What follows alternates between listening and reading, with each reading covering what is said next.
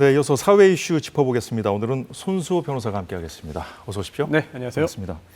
자, 오늘 첫 소식, 앞서 저희가 의정 갈등 관련해서도 정치 코너에서 짚어봤는데 네, 그 의사와 의대생 커뮤니티에 올라온 글이 공분을 사고 있어요.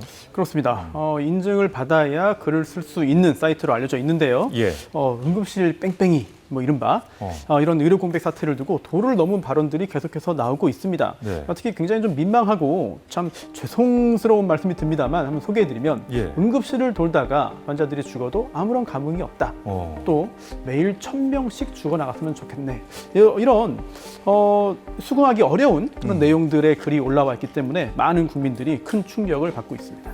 뭐 국민들을 지칭하면서 뭐 견민, 개돼지, 조센징 이런 표현까지 썼다고 그러는데 그렇습니다. 믿기지가 않아요. 그렇죠. 물론 정부의 의료 정책에 대한 찬반은 나뉠 수가 있어요. 그리고 당사자인 의료계의 입장도 다를 수 있습니다. 하지만 본인들의 주장을 정당하게 내세우는 것을 넘어서 이렇게 국민들이 분노하게 만드는 표현을 쓴다는 것은 예. 본인들에게도 도움이 되지 않을 것 같은데 이런 일이 벌어졌기 때문에 많은 국민들이 이제 화가 나야 될 것 같아요. 뭐 어쨌든 일부 의사들의 얘기잖아요. 네. 그래서 그 의사들 그 내부 분위기는 어떻습니까? 이 상황을 보는. 네. 우선 이 사이트에 가입해서 글을 쓴 사람들이 정말 의사냐 또는 정말 모두가 의대생이냐 여부에 대해서도 예. 논란이 좀 있습니다. 물론 누군가는 빌려서 로그인했거나 또는 상식적으로 이해가 되지 않으니까. 네네. 또 의료계 내에서도 어떻게 이런 일이 있을 수 있느냐라는 입장도 있고요. 또 반면 지금 상황은 이런 표현을 쓸 수밖에 없다. 이런 표현을 하도록 만든 정부의 잘못이다라고 주장하는 의견도 일부 있고요. 네. 그리고 또 국민들에 대한 또 정부에 대한 비난뿐만 아니라 동료 의사들에 대한 비난까지 있기 때문에 더 큰 논란이 있거든요. 블랙리스트 말씀하시는 그렇습니다. 거죠? 심지어 응급실 부역이라는 참 입에 담기 힘든 그런 용어까지 쓰고 있는 실정인데요. 각 병원 응급실에서 열심히 일을 하고 있는 의사들의 예. 실명을 공개하고요. 그리고 또 그뿐만 아니라 연락처라든지 또는 학력, 어디에 사는지 물론 진실 여부가 확인되지 않았습니다만 그런 개인 정보들을 공개하고 여기에 더해서 제보를 받는다는 글도 올라왔어요. 즉 공격을 네. 하기 위해서 특히나 아주 심각한 범죄, 살인이라든지 또는 성범죄 등의 제보를 우선적으로 받는다라는 글까지 올라와 있어서 의료계 내에서도 여러 가지 이야기들이 나오고 있고요. 그리고 또 그뿐만 아니라 불륜이 의심된다라든지 아니면 미인계로 뽑혀서 교수님과 연애를 했다라든지 이런 확인이 되지 않은 이런 비난성 글까지 함께 올라와 있기 때문에 인신 공격이 많이 이루어지고. 그럼요. 네. 그런 일이 실제로 벌어지고 있고 또 그러다 보니 응급실에 파견되었던 군의관이 네. 이런 글을 보고 충격을 받아서 굉장히 좀 정신적인 고통까지 호소하는 일도 계속되고 있습니다. 그랬군요. 자, 일부 언론에서는 최근 그 응급실 꿀팁이라고 올라온 글도 지금 전하고 있는데 이건 어떤 내용입니까? 네, 응급실에서 진료받는 것이 쉽지 않기 때문에 어떻게 하면은 진료를 확실하게 받을 수 있느냐 이런 정보들이 교환되고 있는 것인데 사실 누가 올린 글인지 모르겠는데 또 자칭 의사예요. 네, 그런데 글 내용이 일단 가서 진료를 거부하면 법적인 조치를 취하겠다고 해라. 뭐 이런 내용들이 있어요. 이거는 의사와 의대생들만 쓰는 방법이다. 뭐 이런 주장도 하고 있습니다.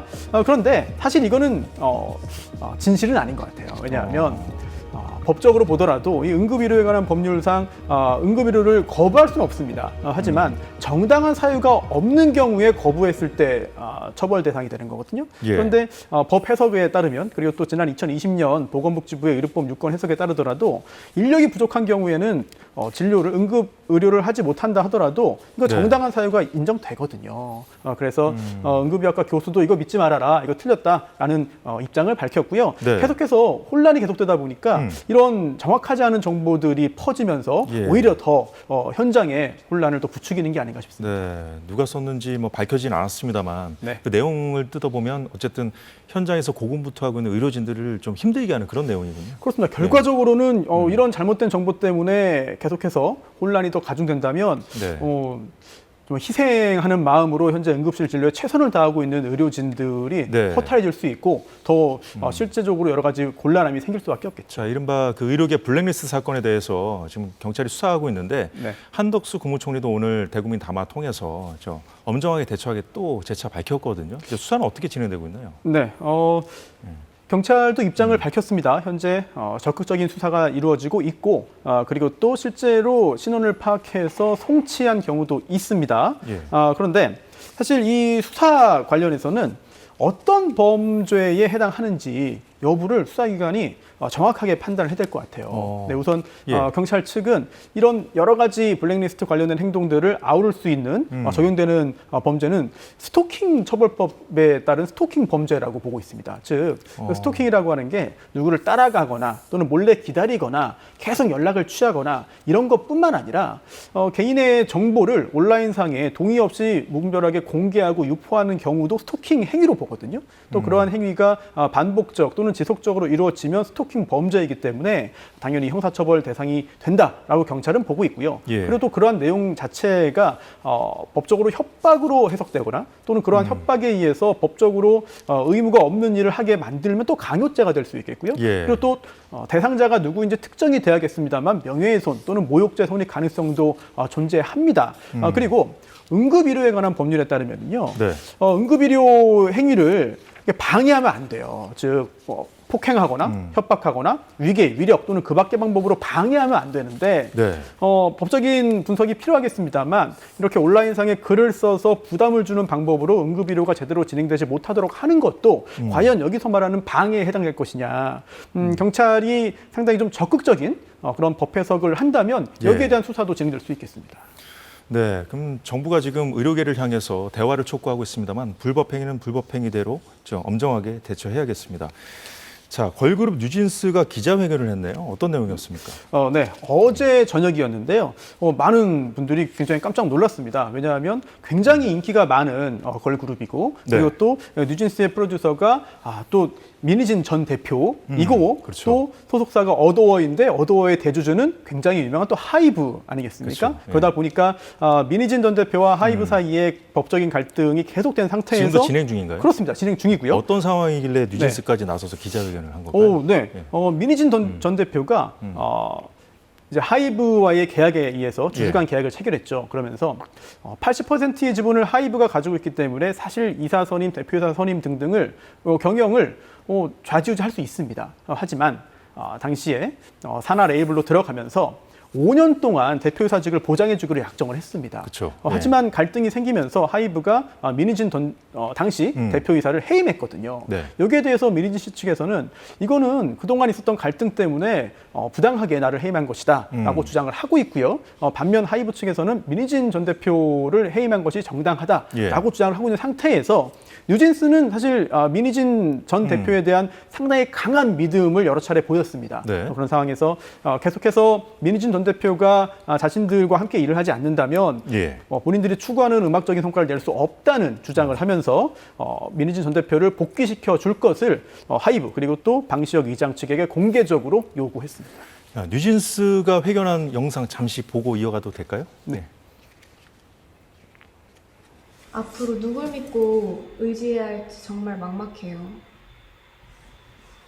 그래서 이렇게라도 이런 식으로 말하지 않으면 아무도 모를 것 같아서 매니저님이 무시해라고 하셨거든요. 제 앞에서. 제가 다 들리고 보이는데 무시해라고 하셨어요.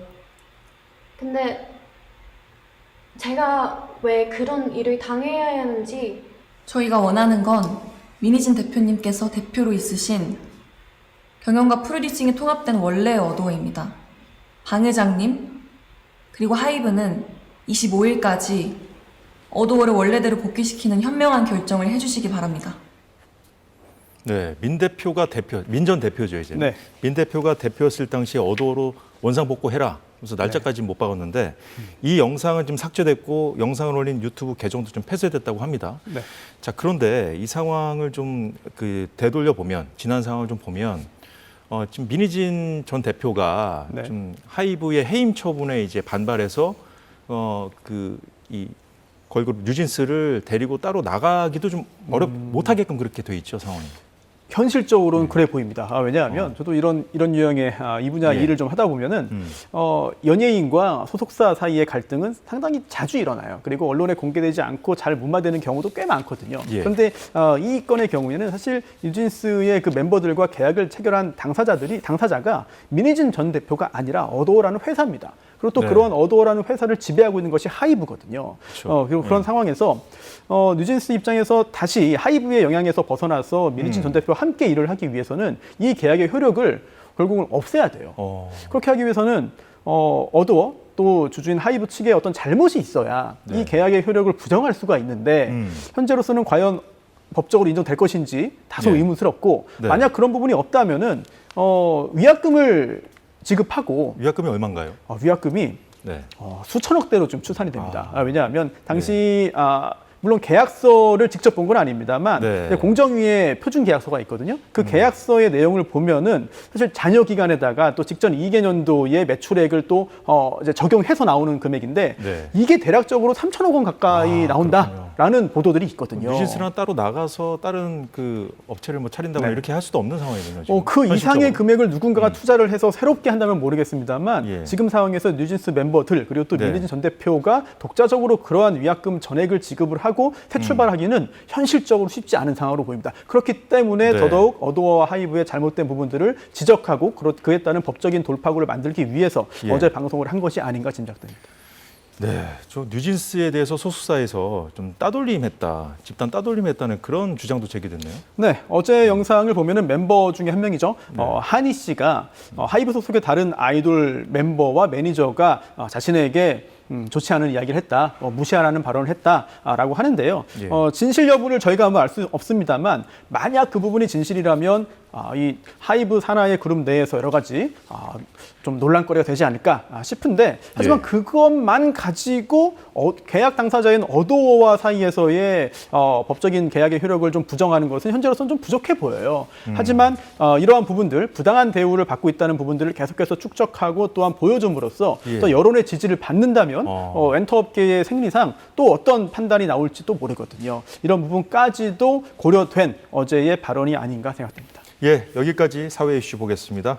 손수호 변호사 잘 들었습니다. 고맙습니다.